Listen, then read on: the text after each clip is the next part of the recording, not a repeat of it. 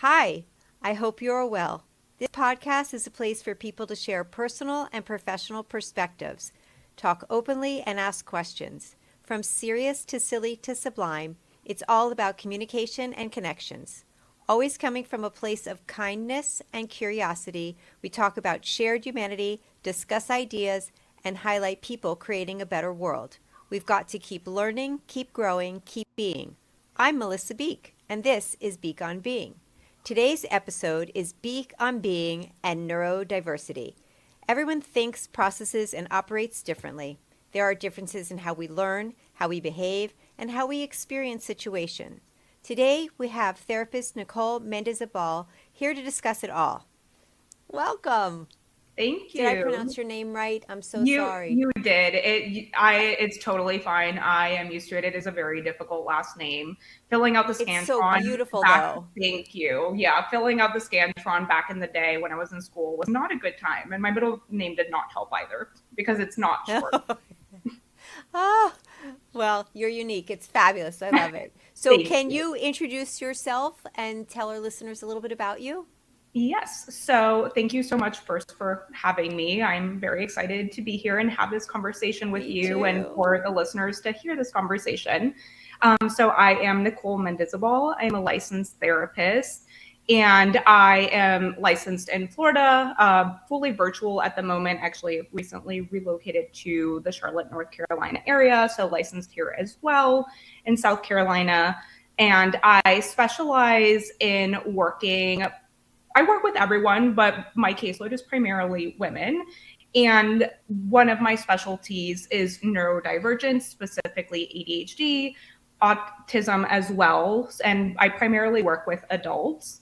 And with that also kind of bleeds in some other things. And my primary niches is, I guess, what we'll call them, which are trauma, anxiety, and the modalities, which I believe you had Mhm. asked me about. So I'm trying to make Yes. sure not to forget any of the things.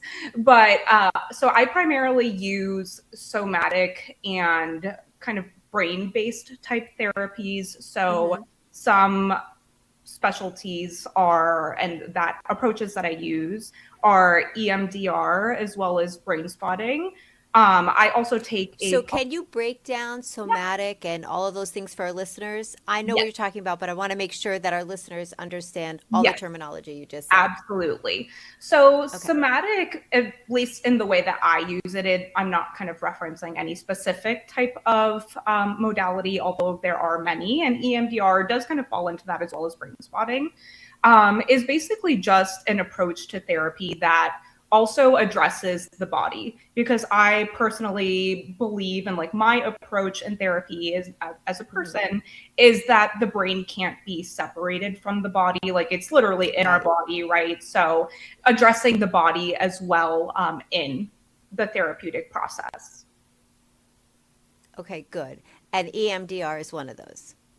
Yes. So EMDR and brain spotting, it can be done in a variation of ways, right? Like there's a foundation, which is the bilateral stimulation that I think people are a bit more familiar with and has been, I think, getting, more um, well known, has kind of been talked about more, I think, on social Okay. media, in different forms. So I think people are a little bit more aware about it these days Uh-huh. as opposed to before. But if not, I'm happy to share more about that as well. And so it can be done in a way that does focus on the somatic element, right? So just kind of bringing in the body awareness into the approach of EMDR and therapy, in doing different kind of movements and things and addressing that. And then the brain spotting is similar to EMDR. It's a bit newer and I think a bit lesser known, but it's a really Okay. Can you great, tell us a little bit more yeah, about that? yes, it's a really great therapy, and it actually came from EMDR. So the person who developed it, his name is David Grand, and he was originally an EMDR therapist and practitioner, Mm-hmm. and discovered in his sessions with clients that it seemed that when they looked in a certain spot, that some sort of it um, like memory, or sometimes not even a specific memory, but just feelings would come up, and that would be associated with the emotional trauma, or sometimes it's not even trauma, right? It could be anxiety or just kind of like a disturbance in general Right. was associated with that spot. So his phrase for brain spotting is where you look affects how you feel. And I find that's very true. So it's a very cool Yeah, kind of therapy, similar to EMDR, but there are some differences. that is cool. And Yeah. can you tell our listeners a little bit about EMDR as well? Yeah, For anybody who's not absolutely. aware? Okay. Yes. So EMDR is a type of therapy that was developed by Francine Shapiro, I believe.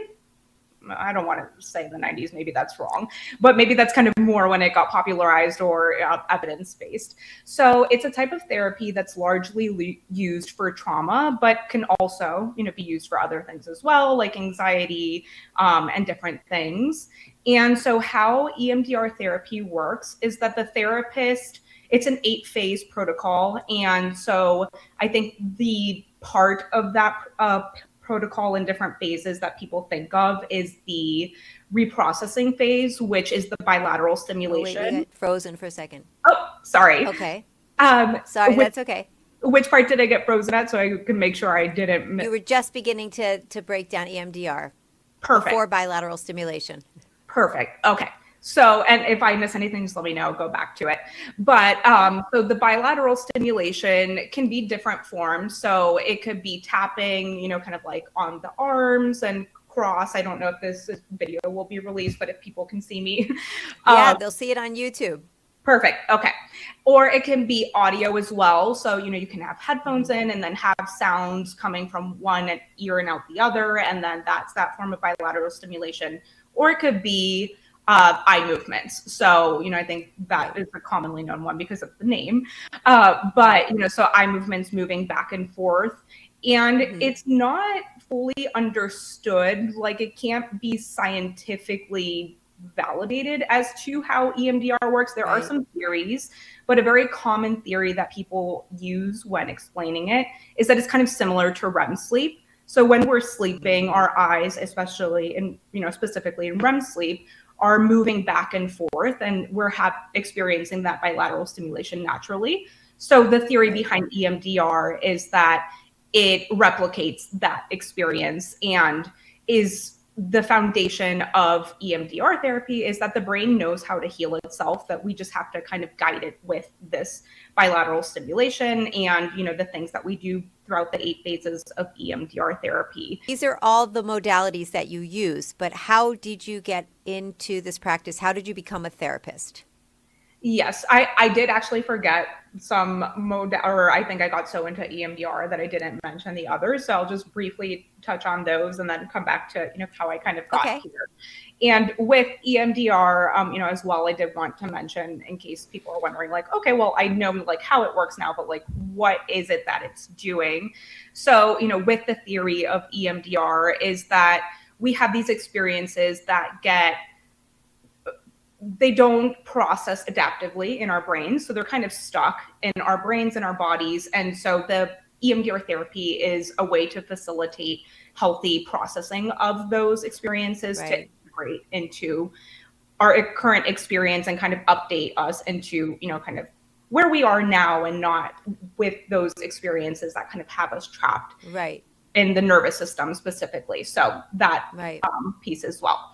And so with the other modalities, and they all blend together, I think very nicely. And I'm just personally of the belief that there is no one modality that works perfectly for everyone Right. or will solve everything. So I No, do no blanket solution. yeah, right. It's like we're all individual, right? There is bio individuality. There is no way that one thing is going to work for every single person on earth and every single issue. So I very much take an individualized approach and draw from these different modalities that I am trained in or, kind of gravitate towards. So the other is it's not specifically a modality, but it just informs my approach, and it's polyvagal theory. Um, Okay. Tell us a little bit so more about that. yeah. So was developed by Stephen Porges, and it is basically a way of explaining and looking at the nervous system and our different nervous system states. So I know one that we hear of frequently is fight or flight. And so the main different ones that I think people are familiar, with is that one, as well as we have freeze. And then, so we also have then a state where we are regulated, our nervous system is regulated. And that is where we feel safe and can connect with others and, do all of these different things. And so that's just kind of a way of explaining the nervous system in therapy and incorporating it and looking at it. And I have like this little chart that I show clients sometimes, and we map out the system and all of those different things. And then the other main one that I draw from as well, and I'm not formally trained in it, but I do use it to inform my approach, is internal family systems, also known as IFS. And the theory behind that one essentially is that we have what in IFS is called a self with a capital S. And that would be what most people would probably refer to as their authentic self or, their best self. And then we have these different parts that develop throughout our lives that are basically coping. They are things that come up as a way to cope, and these different kind of parts. And it's looked at as a family, hence the name internal family systems. And that the self is who we really are. But oftentimes these different parts are kind of driving the bus and our lives. And that can cause issues at times because, they are Not typically true to who you are. Right. They're not who we are. They're not our authentic selves at the core. And they were typically developed when we were much younger. So, it's like a kid trying to lead an adult when that probably isn't going to work very well. So that's essentially the theory. I think it's a beautiful one, and kind of how I see therapy in and of itself, that it's not that there's anything wrong with anyone or that kind of thing. It's that sometimes we have to become certain people or do certain things to get us to a certain point in life, and then it no longer serves us. So that's the process of therapy, is undoing those things. Right. Beautifully said. Beautifully said. So how did you become a therapist? Thank you for reminding me the question. So I feel like the process of me becoming a therapist and me getting to this point was kind of fated. I can't really see what else I would have been doing at this point, or, what else I would do. I've always been very interested in people and the brain and, ourselves and why we are the way we are, why we do the things we do. I tend to be a naturally curious person, and I knew I always wanted to do something to help people. So I think that kind of naturally led me down this road. And personally, and I know this is kind of our topic for today, is I have ADHD as well. So I think that in part, trying to understand myself and my brain led me down this kind of rabbit hole and this path of being really interested in what it is that makes us who we are, or, why we do the things we do and how we work. So you're right. Today's episode is all about neurodiversity. So before we get into the meat of it, can you clarify the terms neurodiversity, neurodivergent, and neurotypical so our listeners can understand what we're talking about? Yes, I know they can definitely be confusing terms, and I think oftentimes they're used interchangeably, which makes it more confusing, because then it's like, okay, do they mean the same thing, or are they interchangeable? But they are actually not the same thing. They do not mean the same thing. So essentially, neurodiversity is a framework that a sociologist developed, I believe, in the 90s. And the idea of that framework is just that the human brain there's variation in the human brain, just as there is in biology, and that it's a natural part of society. And so it looks at neurodivergence and different forms of neurotypes, maybe better said, as a natural thing and not something that is a pathology per se. Right. And then neurodivergent. Yes. So neurodivergent means that there is a difference in wiring of the brain in comparison to what is the standard norm, and by norm I just mean statistically. So, not Right. that one is like normal and abnormal, but Right. neurodivergence just means that it differs from in the wiring and structure from what is statistically the average in society. Right. Because there is no norm. Everybody's wired Right. differently. Right. And the way we Even see and within process things are different, and the way we absolutely.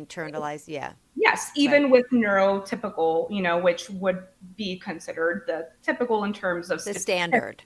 Right, the standard. There's variation in that as well. Like, Hmm. so I actually recently learned myself in the past couple of weeks or so, I think. It was never really explained this way, and it really like landed differently this time, is that even neurotypical brains, there are kind of like your thumbprint. So there is no one, like brain that is exactly the same as the other. So it's like, Exactly. yeah, that makes sense. And so there really is no typical, like there is variation, of course, then neurodivergence is more so referencing the structure and the wiring. But yes, there are no two brains that are exactly Right. the Because we're all under the heading of neurodiversity because we same. are Right. all diverse people.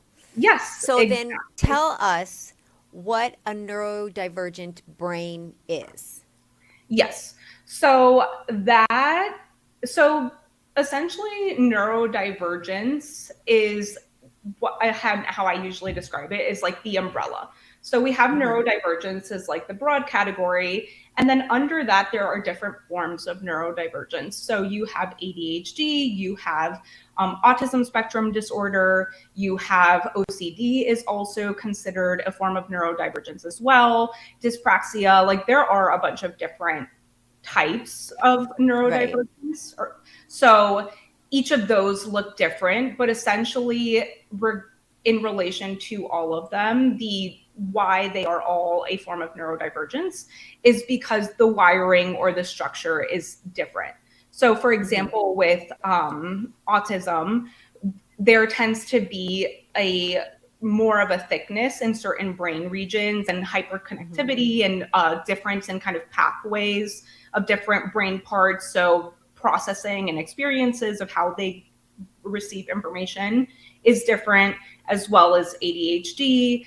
With ADHD, you have a dysregulation, and with and I think it's important to note as well with most forms of neurodivergence, if not all, research is still very much evolving. So these are all kind of theories that have some support in terms of research behind them, but Hmm. things are continuing to evolve. So the Right. current understanding, and I think that is agreed upon with ADHD, is that it's a dysregulation of dopamine. The previous explanation used to be more so that it was a deficit of dopamine and a lack of dopamine, but we've found that that's actually not the case. It seems to be more of a dysregulation.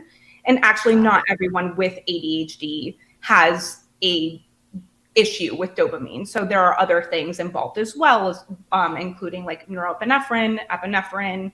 I believe those two are the same thing. It kind of sent me down the neuroscience research rabbit hole with like learning about all of these things.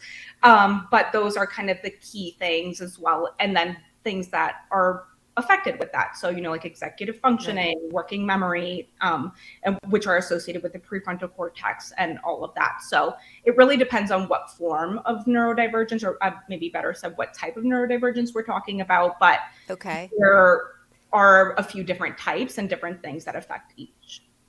And to varying degrees too, each of them. Correct. Yes. Like no, just as we were talking about, diversity with neurotypical brains, neurodivergent brains, Uh-huh. all of these things, there is no person who has the same exact presentation of ADHD or autism or, these things. So if you know one person with that who is, let's say autistic or has ADHD, you just know one person. It doesn't represent everyone. It is very much a Right. spectrum in terms of A presentation. spectrum. Yeah. Yes. That's the full spectrum of it. And Yeah. then I know that you told me something new that I wasn't aware of too, but I don't, I forget the acronym, but it was autism with ADHD. So Oh, is odd, ADHD. Yes. right. Can you tell us a little bit more about that? Because Yes. this was the first I was hearing about it. Yes. So actually, just as of 2013, so not too long ago, you couldn't be diagnosed with both ADHD and autism. Right. I had never heard that. Yeah, right. Like it was either you had one or the other. Or the So other. Yeah. yes. So this is a newer diagnosis. As research has continued to evolve and we've learned different things and new things, and it's been, I think more updated. We have learned that there's significant overlap in the conditions. And I believe, I hope I'm not getting the numbers wrong, but I think it's like 60% of people who Really? are autistic also have ADHD. It's a And large percentage. yeah, I think it's a bit less vice versa, but Uh-huh. the number do suggest that there is definitely an overlap. And some researchers actually are hypothesizing that they may be part of the same condition with different Hmm. presentations. But that's not something that's been proven yet, but that is something that researchers are hypothesizing based I off of. feel like we're still in the thick of Yes, finding all of it out. we very Okay. much are. So, what are some of the misconceptions and the false assumptions that people make with someone who's So neurodivergent? yeah. So I think that in terms of ADHD, some of the very common misconceptions are that people with ADHD can't focus. And that's kind of all that it is. And I think that's the most thing that's talked about. And that is very much a stressor for a lot of people with ADHD and a common experience. But it's a lot more than that. And Hmm. that it's actually a myth. So people with ADHD have what's called an interest-based nervous system, and I believe that was coined by Dr. William. It was either Dr. William Dodson or Dr. Ned Hallowell. So I apologize to whichever one I'm mixing up, but he found that people with ADHD have an interest-based nervous system, which essentially just means that compared to a person who has a neurotypical brain, their nervous system is driven by urgency or importance. And the Right. ADHD nervous system is driven by interest. So, things that they're interested in and that we're interested in, we can hyper focus on. Hence how I learned so much about ADHD and the nervous system, and all of these things. But things that there is not a personal interest in, it can be very difficult to get ourselves to focus on that thing. And Right. it is due to the differences in the wiring, right? It's not like a motivation thing of like, oh, well, I just don't care, I don't want to. It's neurologically challenging. So I think that's a very common one. And I think because, as how we mentioned, right, that there's still so much being learned about neurodivergence and specifically ADHD, since that's what we're talking about, that something that is said a lot these days, or I hear a lot, is like, well, everyone has ADHD. And that's not the case. Like, everybody doesn't have ADHD. There might be similar experiences, but it doesn't mean that everyone has it. And And so again, a spectrum of degree. right, exactly. It is a spectrum. And, with all of the technology that we have these days, we are very much Mhm. more distractible and our attention is being pulled in a million different ways. And so, of course, that is affecting us and Right. our attention span and all of those things. But as I mentioned, right, like that's not the only thing to ADHD. A significant experience that people with ADHD have as well is emotional dysregulation. So difficulty, with emotional regulation, and more easily than maybe what someone who's neurotypical would be dysregulated by. So Uh-huh. that is something that is commonly experienced too. And in relation to that, there is a term that is not like diagnostic criteria per se, but something that is frequently experienced by people who have ADHD is rejection sensitive dysphoria, also known as RSD. And Okay. it is a heightened response to perceived or actual rejection. And there's actually been research studies that have been done that show that it is physically painful for people with ADHD. Oh, So there's an wow. overlap in the parts of our brains that experience emotional pain and physical pain, and that part is more sensitive in people who have ADHD. So So it presents in a physical way. correct. Yeah. Like you physically feel pain, like it is Ooh. very hurtful.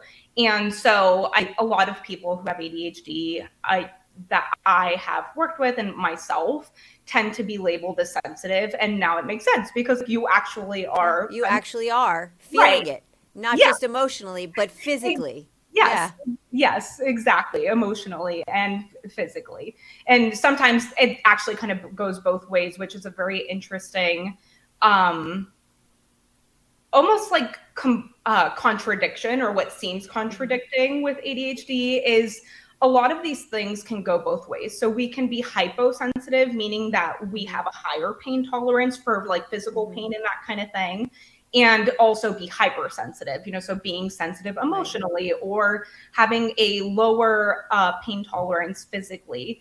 And I believe that it's due to, and the research may suggest this as well, is that with the ADHD brain, most of the challenges are related to dysregulation in communication in the brain. So sometimes that communication is hyper, so we get a lot of information, and that Right. can explain, the hypersensitivity. And then other times it lags or doesn't receive, the part of the brain that needs that information doesn't receive it, and so you don't More feel hypo. much. Right, exactly, and that kind of thing.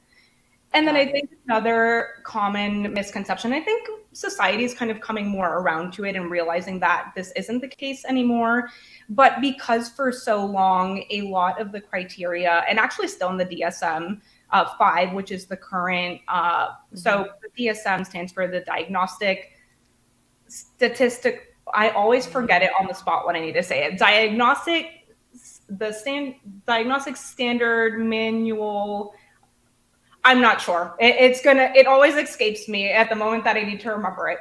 But basically, the important point of that is that it's the book that clinicians use to diagnose what would Right. be considered a disorder, and what's usually billed to the insurance if someone takes insurance in order for the insurance to Right. cover it. The And ICD codes. exactly, right. The Yeah. codes, all of that fun stuff. And so in this current version of the DSM-5, which we should be getting the 6 soon, but the current version doesn't reference this, like the emotional regulation component that we talked about, Right. and is very much geared more towards children. So ADHD for a long time was seen as, a childhood disorder, and Right. specifically a boy's childhood disorder, and believed that people grow out of it is when you're an adult. And hence why a lot of, has not been researched or known about adult ADHD, because this was the theory.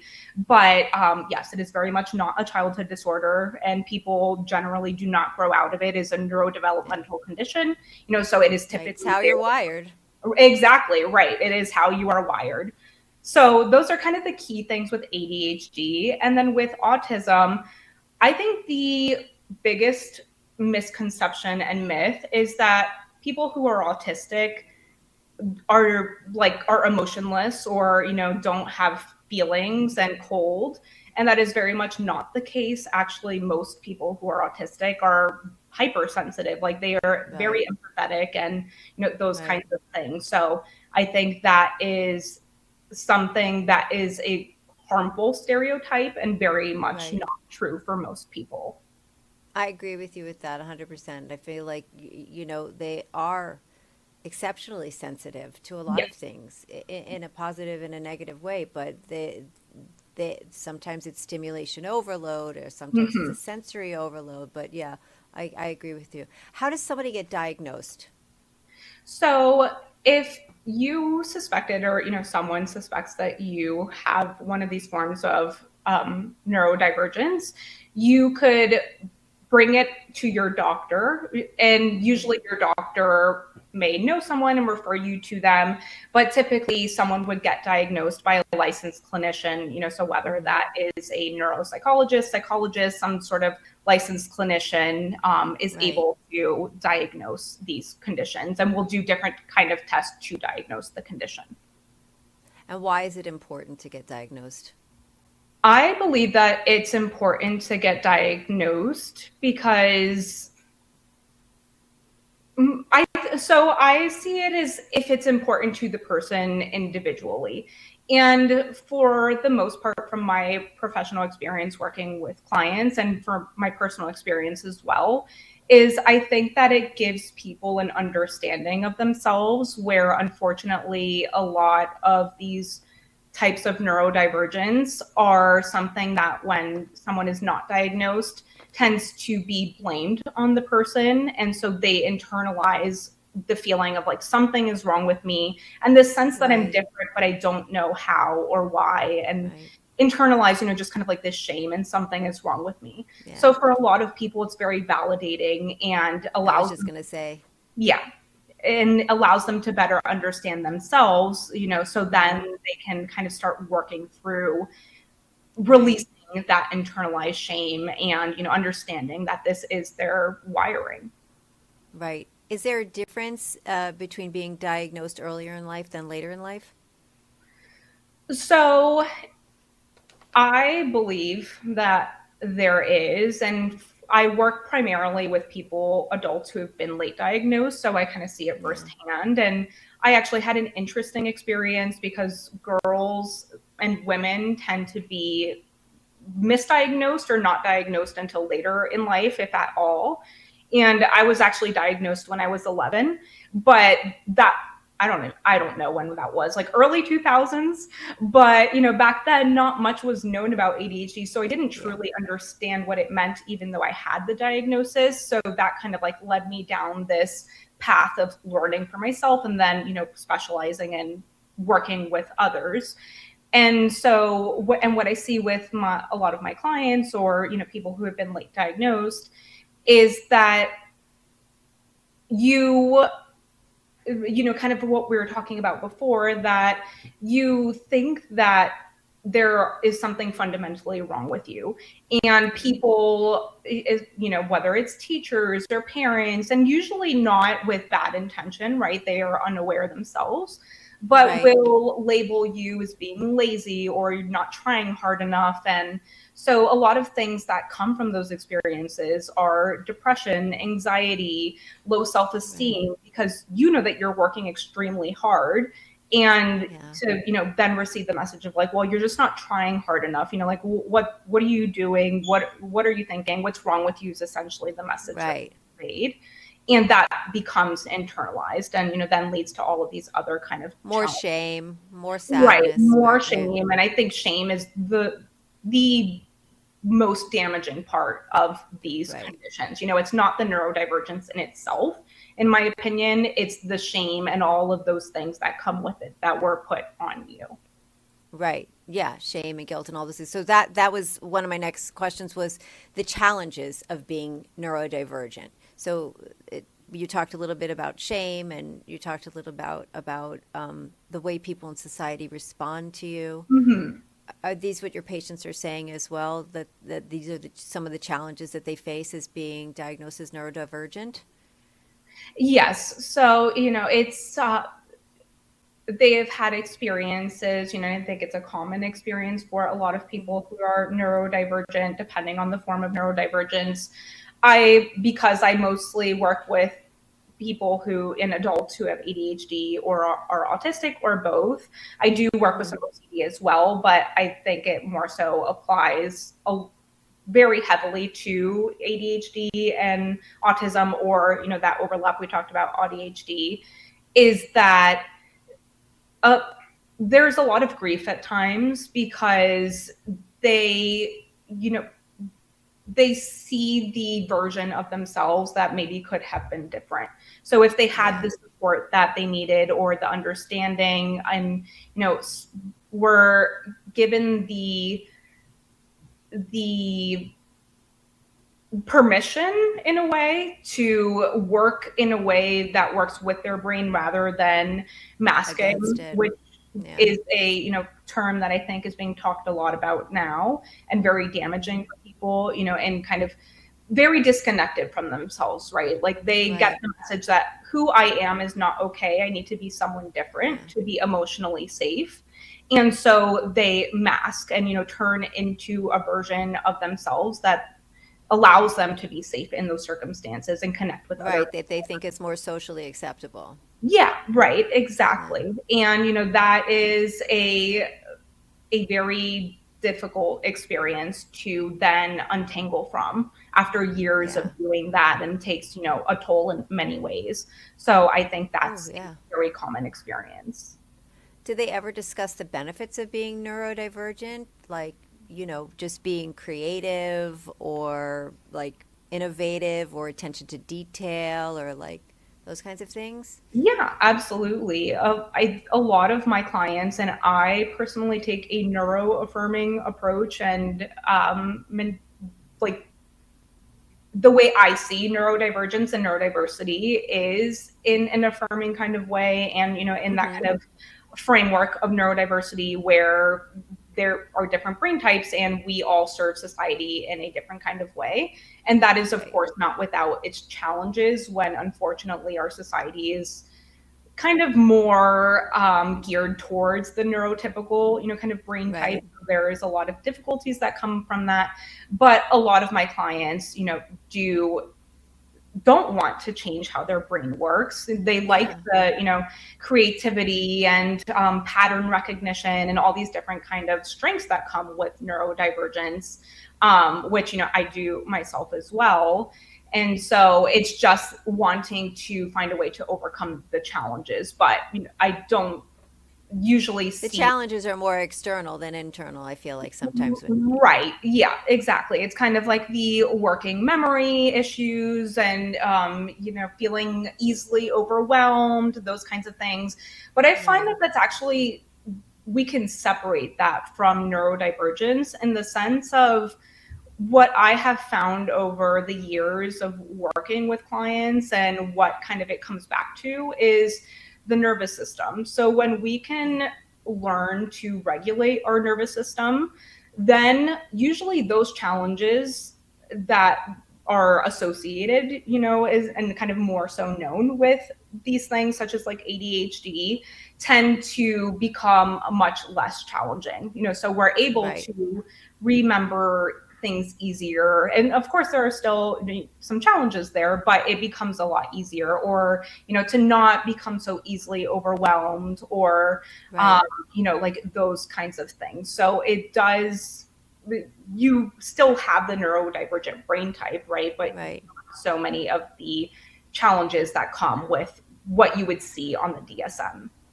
Right. Teaching how to regulate your nervous system and everything like that. Right. Is the lifespan for someone who's diagnosed as neurodivergent different than someone who's neurotypical? So I do know for ADHD that there is research that untreated, so that's the important part, is Right. untreated That's ADHD, the key. yes, can be shorter. And that is a complex thing. I think it's due to a lot of things, but some of the things are related to, what we've talked about of masking and trauma that comes with being neurodivergent, and that has physical impacts on our health and, those kinds of Right. things. And then there's car accidents before a certain age are higher in people who have ADHD versus who do I didn't not. know that. And there, it's not fully understood why, but there are some theories, of possibly distractibility, but then also proprioception is something that can be a challenge for a lot of people with ADHD. And what that is just knowing where your body is in space, like that In feeling. space. Yeah. Yeah, right. Like that feeling of like, okay, this is like where my body is. And a lot of us, I can very much personally attest to this, and are clumsy, who have ADHD, because, there is that challenge with proprioception at times. Hmm. And so, kind of like all of these different things layer on to the experience and can contribute to the shorter life expectancy, but that's seen in the untreated, version. So when someone is treated, it goes back to being more comparable with someone who is not neurodivergent in that specific type of neurodivergence. So I'm going back to what you said about new research that's going on and new diagnoses today, especially like the one with the autism and ADHD and the overlap and stuff like that. So is there a difference? Because I know there's a difference in diagnosing today than, let's say, 25 years ago, but is there a difference in the stigma that's associated with this still? Because I feel the talk of neurodiversity is very different today than before. I know personally, like 30 years ago, I had a friend who had a child, and a lot of people weren't understanding why this child needed a shadow or to help processing with information or things like that. But it made a tremendous difference in the life of that child, getting the help that it needed, but it wasn't really talked about. And there was this sort of like stigma associated with it in some circles. Now I feel, I'm hoping people are more educated, people are more aware, people have more knowledge of terminology. So what are you sensing as far as the stigma and the shame that's associated? Is it as it was then? Are we getting better at that, or? Yes. So I do definitely think it's getting better. I do think there is still work to do and there is still some stigma. And this reminds me of a point with, autism that I had forgotten to make, is when we were addressing, common maybe misconceptions or myths. And so with autism, I think a lot of people, when they think about autism, they have something particular in mind, like a certain idea. And that's where the spectrum part comes in, right? And is very important. So I don't know how recently, but we now know that autism is a spectrum. And so you have what would be considered level 1 is what someone would be called, quote unquote, like high functioning. It's not a term that we try not to use because it implies, certain Someone on the other end of the spectrum isn't functioning. Right, exactly. And so There's a negative connotation. Right, exactly. And so how it is suggested to address that is someone with low support needs. So that might be someone that I like that. Low support needs. Yeah.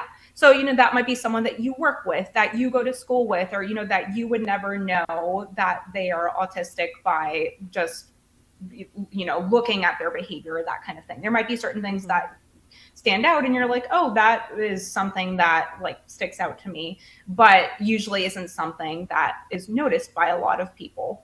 And then you have on the other end of the spectrum, and I believe the highest level is level 3, if I'm not mistaken. And that's someone who would be considered high support needs. So, maybe someone like the friend that you had mentioned, that their child needs the support of a shadow at school, or, that kind of thing. So there are varying degrees, and people, it doesn't just look one way. Right. Okay. So how do we break that stigma? So I was like, if you could just briefly remind me of your previous question. So yes, the stigma, and if there is still that stigma. So, I do think it's definitely getting better. As you mentioned, people are more aware of terminology, more accepting. And the younger generations give me a lot of hope in terms of, like, it seems to continue being something that is more accepting of diversity in many ways. And discussed. And yes, right. And discussed, and, not kind of like hiding these things in the shadows, like talking about mental health and therapy and, being diagnosed as autistic or having ADHD and these different kinds of things. So definitely improvement. But I think some of the stigma is there's definitely still some internalized like shame that a lot of people experience. And I think that is in the difficulty of measuring up to a lot of the standards that our society has, and a lot of effort that is required for that, and feeling inadequate because it requires that amount of effort. And specifically with ADHD, a big one that I see and know, a lot of people experience is the stigma around medication, because the medication that has the most research behind it and has seemed to be most helpful for most types of ADHD are stimulants. And so there is still very much a stigma against stimulants and treatment of ADHD. So I think that's something that people struggle with generally.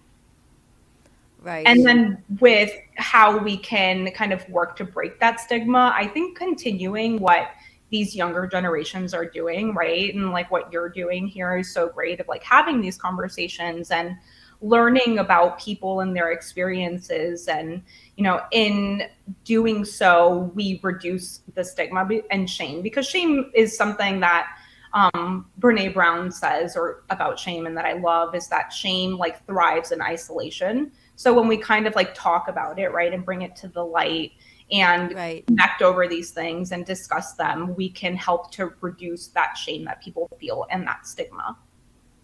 I agree. And I think also not only discussing it, but understanding terminology around it, Mm-hmm. and all of it is critical as far as erasing the shame and stigma associated with the diagnosis or taking medication or anything like that. Yeah. Are there certain developmental phases that someone who's diagnosed goes through? So I know your clients are mostly older, not so much children, but yeah. maybe a broad Yes. perspective you So can give us. I haven't worked with kids in a while. I did work very much with teens when I first started out, and still do work with some teens, but they're older kind of teens. But with autism, what I believe the research still says, and as these things are evolving, it might be something that changes or that has already changed. But early intervention has been kind of the gold standard. So in importance of getting diagnosed, know that's something we talked about. That seems to be important specifically for autism, because intervening earlier with support and treatment, right, and whatever the challenges are and the support that's needed, seems to be helpful on the trajectory of that person's life, or that individual. And with ADHD, so some things that would relate specifically to development is that hormones play a pretty big role in ADHD. And something about ADHD is that it's not a static condition. It's not like the same all of the time. It is very much something that varies. It can vary from day to day and across the lifespan. So hormones is one of the things that affects the severity or the presentation of ADHD throughout the life.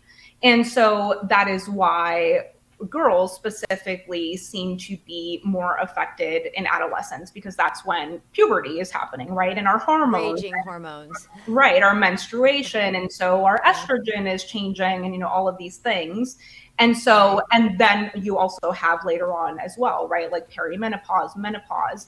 A lot of women tend to be diagnosed around these times, because that is when their symptoms become a lot more challenging and evident. Oh, that's interesting to know that. Yeah. So, or sometimes people didn't even find it difficult, right? Or maybe they had systems in place, or it varies depending on the person. But that is a very common time for people, specifically women, to get diagnosed because of the impact of hormones. So you just said something about symptoms. What are some symptomologies that one would experience, or a family member would notice if someone was experiencing them? Yeah. So with ADHD, common symptoms is, so I think this is the kind of spectrum part, right? And I think this kind of plays into when people say like everybody has ADHD, because this is a common experience for a lot of people. But the whole point of it being a disorder, right? What is defined as a disorder under the DSM is that it is significantly interfering with the quality of someone's life. So, it's not like, oh, I forgot my keys, and, that happens every once in a while or so. It's something that is a consistent issue in that person's life and affects the quality of their life.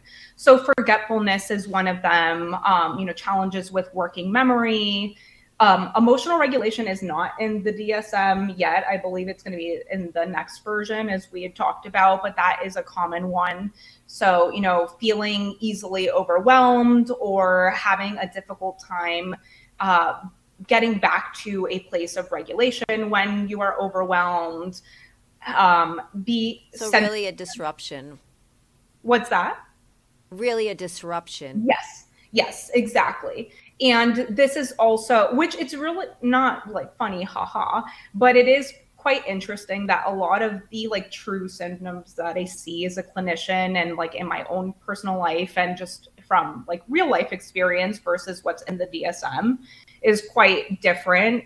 What that's kind of like one presentation, and again makes sense because it's based off of like little boys, but Right. all of these other things that are very challenging for a lot of people are not in it. And so, one of those is I think it's more commonly known that sensory sensitivity is associated with autism, but it's also common for a lot of people with ADHD as well to be sensitive to different sensory inputs. So, and that's believed to be because the sensory gating part of our brain, unfortunately, does not always do what it does in a neurotypical brain, where it kind of filters information. So Right. like, this is what you need to know, this is what you don't need to know. So that can lead to sensory overwhelm because all of that data and information from your senses comes in, and would then make sense to lead into emotional dysregulation and those kinds of things. Well, that goes along with what you said about the research with 60% overlap with Mm-hmm. autism and ADHD. Right. So, Yeah. fascinating. Yes. So where does someone go for help? Or so an adult, where does an adult go for help? And then also children, if a parent recognizes some of the symptomology in a child, where do they begin to go for help? Yeah, so that's a great question. And if that person, whether it's the parent or the child is old enough and sees their own kind of primary doctor, or if it's a pediatrician, and goes with parent, that kind of thing, you can start there. And at times they can refer you to someone. But if not, you can also just go directly to, if you are looking to get diagnosed, to a licensed clinician. So someone like a neuropsychologist, psychologist, some, licensed clinician that is able to diagnose and treat. So specifically in ADHD, because there is the treatment in terms of medication. I'm not sure in terms of autism specifically, like medication or that kind of thing. But with ADHD, then you can go to seek, if that is a route that someone would want to seek, that you can, once you are diagnosed, then receive. So I was going to ask you about some of those treatments. Besides medical treatments, are there different kinds of therapies for treatments? Like I know in autism, there'll probably be some occupational therapy or some physical therapy or maybe speech therapy or sensory therapy, like different things like that. What are you seeing as far as different forms of treatments for both ADHD and autism or anything else that's considered a neurodivergent diagnosis? Yes. So with ADHD specifically, there are types of therapies that are evidence-based and shown to be helpful with reduction in symptoms of ADHD. So one of those is CBT.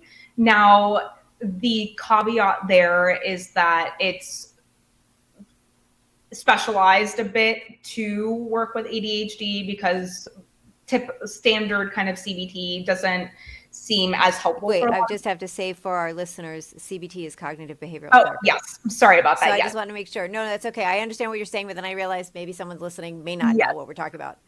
Absolutely. So that is, one treatment that is evidence-based. And, an important note as well with medication is that there's this saying that there is truth behind. And so it's that pills don't teach skills. So the medication can be very helpful for a lot of people and even life-changing for a lot of people, but it doesn't change the challenges that are a lot of the challenges that are associated with ADHD. So it can make, implementing those changes that would resolve those challenges easier, but it Right. of itself does not make them go away. Right. We still have to have a new skill set and learn different patterns of ourselves. Right. Got Yes. it. And so it can be used as a form of neuroplasticity. So changing the brain, right, in certain pathways. And now I think this is kind of where we go back to the brain structure and type, right? That it's and the wiring, and that doesn't change. Your brain is still neurodivergent, but you can develop new pathways that make certain things that are associated with those challenges easier, like working memory. Mindfulness is a great and has research behind it in helping with symptoms of ADHD, and those kinds of things. And then in terms of like not necessarily therapy, but lifestyle interventions, there are a lot of lifestyle interventions that are very helpful as well. So there, as I had mentioned, research is still emerging. So there are newer theories that have some research behind them and why researchers believe that these things may be the case.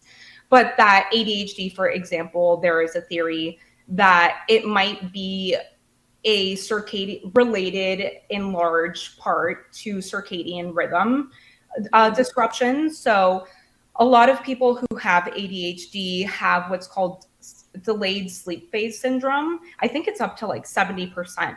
So essentially all Wow. that means is that there are melatonin. It doesn't we don't have the same rise of melatonin at the same time that most neurotypical people do. It's usually about 2 to 3 hours behind.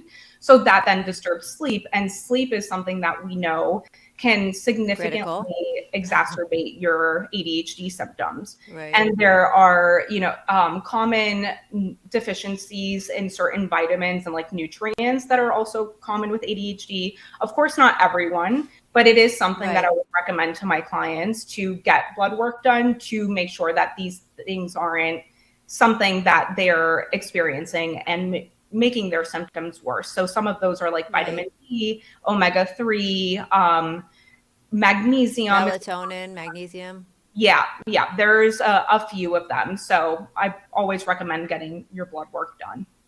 Oh, that's brilliant. Absolutely. Because that, why not help yourself with that? That'd be amazing to Yeah. regulate. Oh, wow. That's a lot. I So, know. And I'm already in my mind like, oh, I didn't mention the overlap with trauma and neurodivergence. But I think if I mentioned all of the things that I had like in my mind of like, this is important to note, we would be here for quite some time. And no, give me more important stuff because I want to know what society needs to know. perfect. Perfect. So yes, I want to make sure I mention, most of the lifestyle stuff. Yes, give me more of that.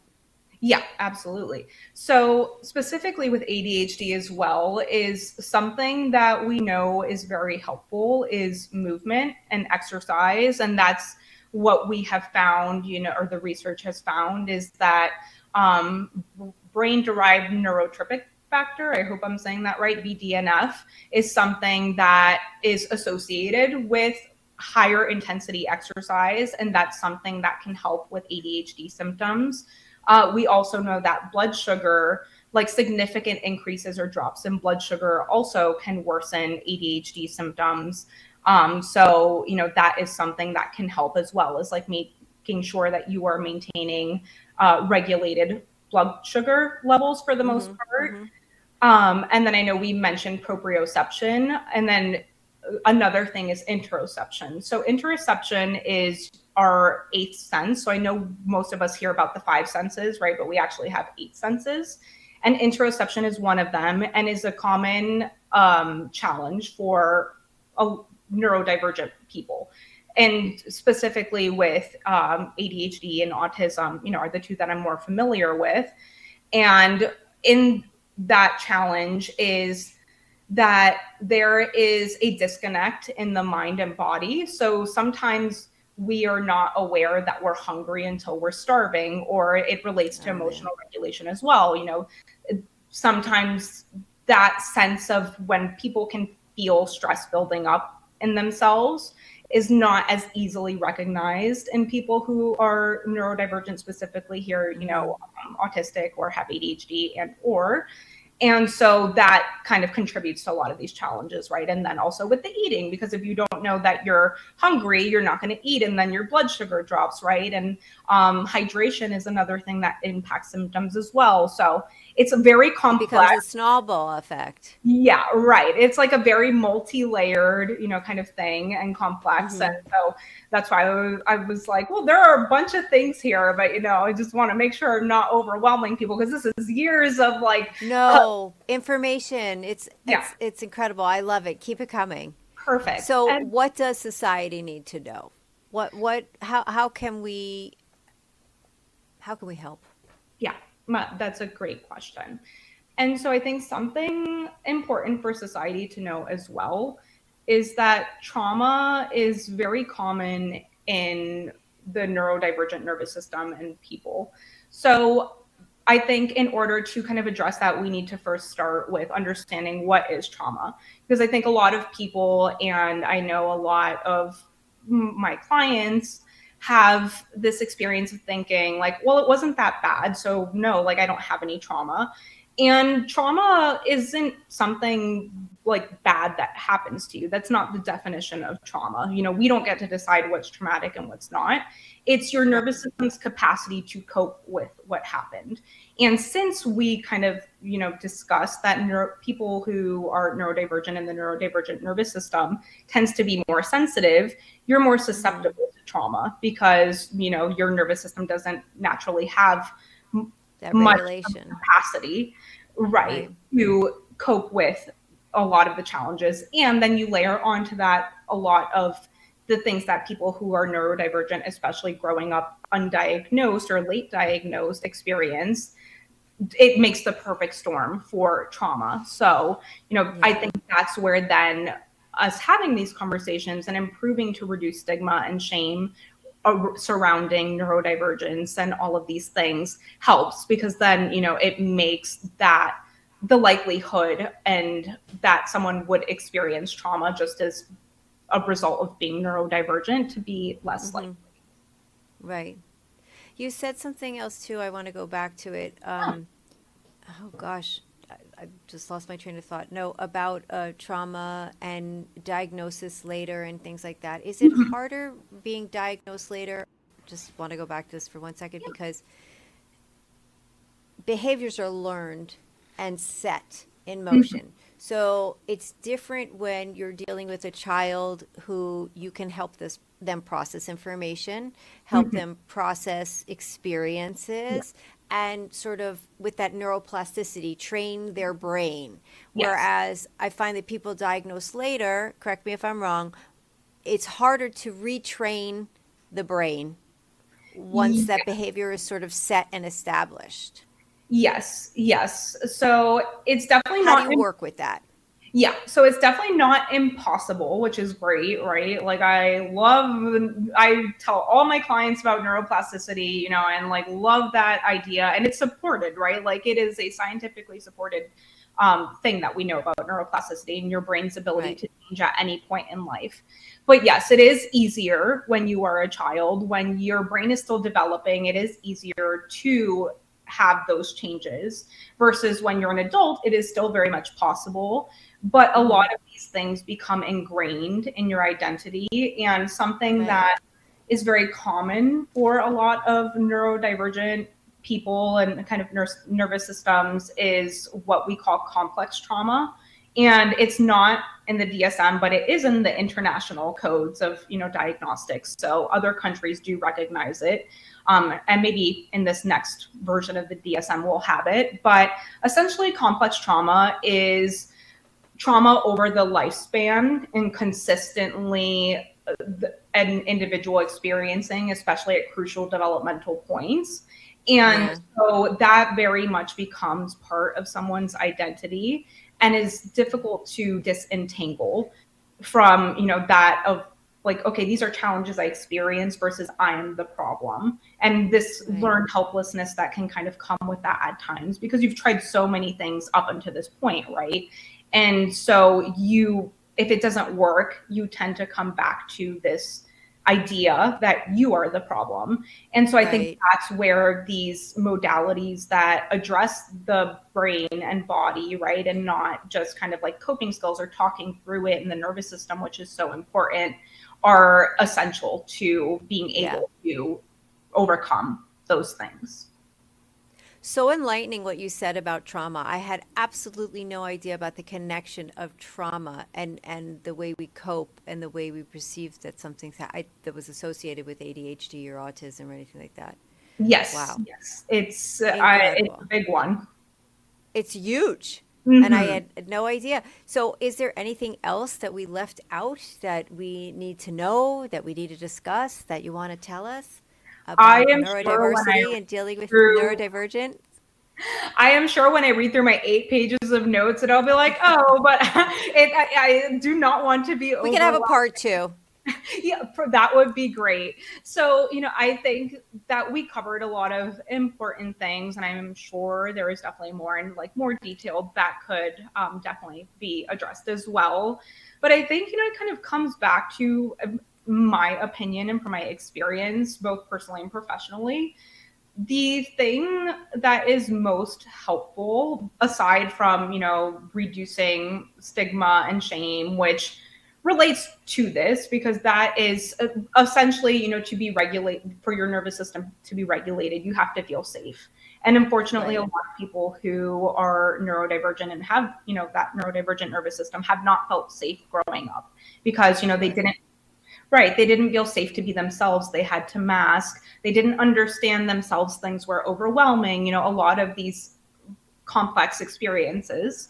And so, what I find to be the most helpful thing for my clients and for myself personally in my experience has been focusing on nervous system regulation. And that Okay. is very helpful, and I think one of the most life-changing things. And then, kind Yeah. of course, the reducing stigma and shame, it comes into that, because if you feel safe around others and, not judged for just being who you are and allowed to be your authentic self and connecting to your authentic self, I think that's another important point. Is a lot of people, who are neurodivergent, especially if you're late diagnosed, have a hard time even knowing who they are, because they've had Right. to conform for so long, or mask in these ways. Yeah. That's a challenge. So that's kind of Yeah. the tidbit. I think that's a huge takeaway. I like what you said about like they've had to mask all their life and they can't be Mhm. their authentic self, but the huge takeaway is regulating the nervous system. I think that's huge. I appreciate Yes. that. I think if we were Okay. all, just allowed to be ourselves, right? Whether you're neurotypical, neurodivergent, whatever the, form of neurodiversity is, or, kind of neurotype in this category of neurodiversity, we would Right. all be so much better off, instead of always Oh, comparing ourselves to others, and trying to be like other people, or others comparing us to others, right. right? And I know so much easier said than done. And I definitely compare myself, Right. so don't get me wrong, but I think that we would all be better off in the world if we could. Yeah. I think there's a beauty in appreciating our uniqueness. Absolutely. Everybody has something incredible to offer. So, Right. yeah. Right. It's like Oh, we I do not love all that. need to be the same. That would not serve us. It really does serve all And of it us. certainly wouldn't be fun. Yeah, right? Yeah. And make it more fun. Let's add some spice. We like it. A little salt and Yeah. sugar. It's good. Oh my God. Thank you so much. Before I let you go, though, I have a little thing that I do with my guests before I sign off. It's called Quickie Questions. Are you game? I'm game. Let's do it. Okay, good. Okay, great. The first question, is there anything you're afraid to try? I'm scared of heights. I have a best friend who wants to go skydiving. I'm like, why? No. I'll watch you. Yeah, yeah. Like, I don't know that I need to jump out of a plane. I like trying new things, but I think I'm good with that one. Yeah, no, thank you. Hmm. Someone you'd like to meet. It could be a historical figure, a family ancestor, a fictional character. I think currently it would be Andrew Huberman. He is a neuroscientist and has a podcast himself. And I've learned a lot about neuroscience and the brain, and gone even deeper into nervous system education there. So that's been my latest hyperfixation is neuroscience and all of these things. Okay, if you're listening, Yeah, right. let's make Andrew the connection. Let's make that connection. Yeah. Okay. How do you relax? I am a big animal lover. So pretty much anything that makes my dog happy is what I will do to relax. And I also love binging a good TV series. I try to, not do that too much because I know springtime and yada, yada, yada. But that is a guilty, quote unquote, pleasure that I enjoy doing. And I also really enjoy being outdoors. So Yeah. and the sunshine specifically, I miss the Florida sunshine very much. Come back. I will be tomorrow visiting. Oh, yay. Okay, last one. Do you have a favorite movie?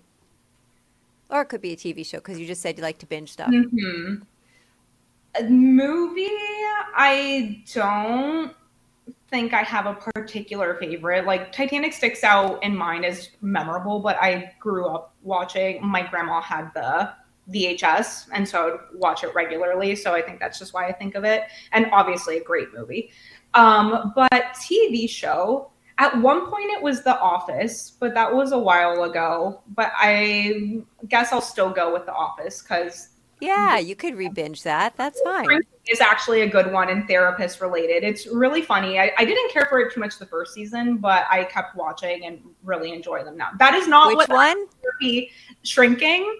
Oh, it's great. Yeah, it is great. That is not what therapy is usually like, people. So just want No, to. but it's all about their relationships Yes, and which the is dynamic and the love between all of them. yes, Like which is I think it's why I great. love it. It's like shows how much we care as therapists and things that maybe we would do that sometimes isn't the best, but Right, right. I love it. Well, I thank you so much for bringing clarity and understanding to the terms and to giving us such important information and an education in all of this. I really, truly appreciate it. And I'm so glad that you were here today and grateful that we were able to make this happen. Of course. Thank you so much. This was so great. And I hope that this was helpful for your listeners. Yes. And you're doing, such a service in having these conversations. So No, you are. I'm so appreciative. This is amazing. Thank you. Thank you so much. I'm gonna just hold on one second. I'm gonna do my sign off and then we could talk a little bit after. No problem. To our listeners, thank you so much. So grateful you're here. Keep listening, keep learning, keep laughing, keep up with Beek on Being. Follow Beek on Being on Instagram for the latest. To share thoughts, ideas, suggestions, or nominated guests, DM us. Want exclusive content, behind the scenes stories, and listener links? Subscribe. Listen to Beek on Being wherever you get your podcast. All episodes are automatically transcribed. Big shout out and a huge thank you to Stephen Chan at Penthouse Studios. Beek on Being was recorded at Penthouse Studios and is a proud member of the Penthouse Podcast Network. Thank you. This was amazing. I learned so much from you today. Thank you. I thought I had information and I kind of knew some things, but really it was so enlightening, really enlightening. And I'm excited for listeners to hear this and to share it. I'm so glad. I think it's such important information to share, and I'm so appreciative of the opportunity to be able to share it and hope that it was helpful for everyone. Tremendously helpful. Tremendously helpful.